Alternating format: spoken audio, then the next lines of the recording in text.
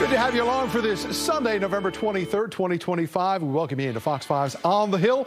I'm Tom Fitzgerald. Let's get started on the headlines, and that is going to take us to the situation overseas. Ukrainian President Volodymyr Zelensky facing a tough choice this morning. Top U.S. officials in Switzerland right now with Ukrainian and European leaders to discuss a peace deal which could possibly end the war between Russia and Ukraine. Now, President Trump has given Zelensky until Thanksgiving to accept the terms of the proposed 28-point peace plan, which would impose harsh concessions on Ukraine, including conceding land that's been occupied by Russia and limiting Ukraine's own military and forcing Ukraine to never join NATO.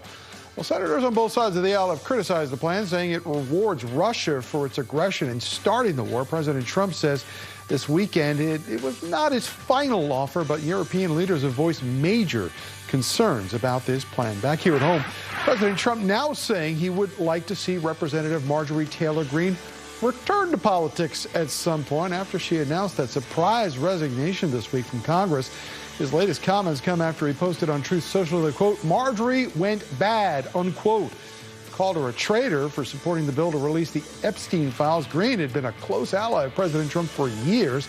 She says her last day will be on January 5th. Meanwhile, President Trump's Oval Office meeting with newly elected mayor of New York City, Zohran Mamdani, well, it went a lot better than a lot of folks expected this week. After trading insults for months, the two showed no signs of that in the Oval Office. Putting aside their differences, President Trump said he would work with Mamdani and says he looks forward to offering affordability for New Yorkers. And that brings us to our first topic this morning, affordability and the cost of living. They are hot topics right now. And this week, the good news and the bad news on the economy got a little bit confusing. The September jobs report showed 119,000 jobs added, but the unemployment rate ticked up to 4.4%, the highest since October of 2021. We want to welcome back in Heather Long. She is now the chief economist with Navy Federal Credit Union. Heather, good to see you as always.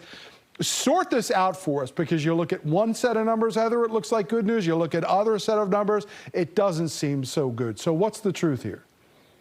Well, Tom, I think the big takeaway from the September jobs report is the job market actually looked a little bit worse than we realized this summer. There were layoffs in June and August. And what we saw in September is it didn't get worse, but it didn't get much better. As you mentioned, the unemployment rate ticked up to 4.4%. That was because more people were looking for jobs, and they're still not finding them in this low hire environment. The good news was 119,000 jobs were added, but if you look, over 75% of those jobs added came in just two sectors, healthcare and hospitality, mainly restaurants. If you were looking for a job in a lot of other sectors, you are still out of luck.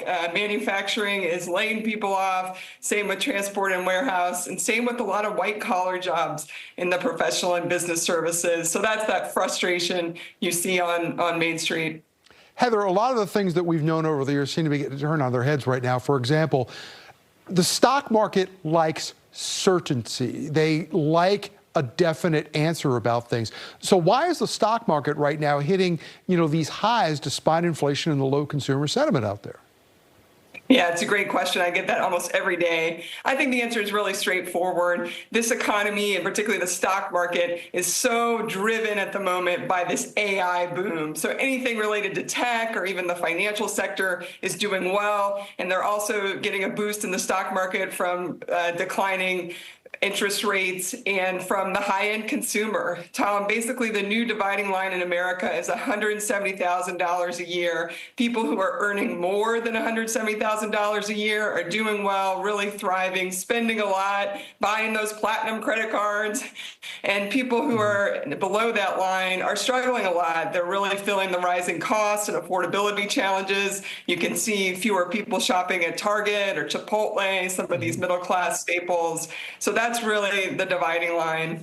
So Heather, what's the politics of all this? Because, throughout his real estate career, now his political career, the president has always been a promoter. He's been promoting the idea that the economy is in great shape right now. Some of these consumer numbers and some of the data is showing otherwise. So is the economy helping or hurting the administration right now?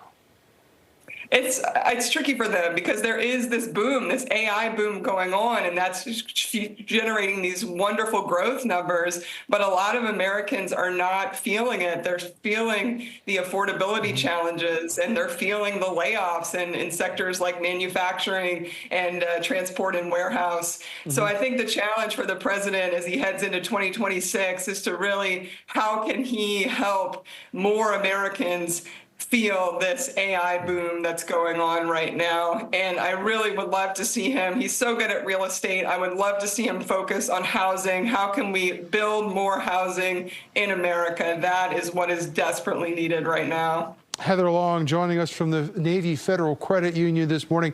Heather, always a pleasure to speak with you. We thank you so much. Happy Thanksgiving. You as well, my friend. When we come back, D.C. Council Chair Phil Mendelson is here live this morning. He says the crime bills that Congress just passed targeting D.C. will make the district less safe. We'll sit down with the chair right after the break.